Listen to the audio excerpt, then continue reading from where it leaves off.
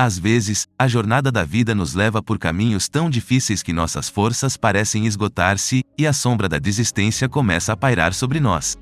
Parece que estamos sozinhos, lutando contra tempestades que ameaçam nos derrubar. No entanto, nestes momentos de profunda aflição, é importante lembrar que Deus está conosco, nos carregando nos braços, mesmo quando não conseguimos enxergar além das nuvens escuras. Quando olhamos para trás e vemos apenas uma pegada na areia, é fácil pensar que essa pegada é a nossa, o resultado de nossos próprios esforços e lutas. Mas a verdade é que, nos momentos mais desafiadores, é Deus quem nos carrega. É Ele que nos sustenta quando nossas pernas fraquejam, que nos ampara quando o fardo se torna insuportável. Nossas pegadas se tornam uma só porque Ele está ao nosso lado, nos guiando e nos protegendo.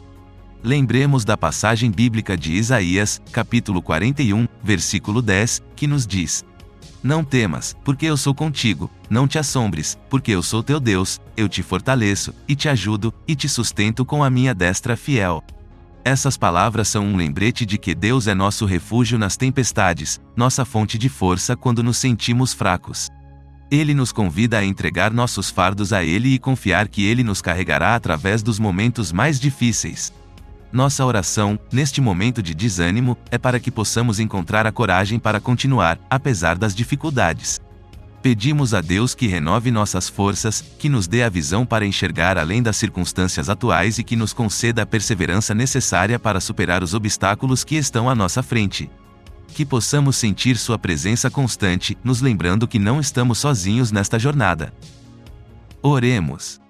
Senhor, quando as lágrimas ameaçarem nos dominar e o desânimo tentar nos vencer, ajude-nos a lembrar que Tu estás conosco, carregando-nos nos braços.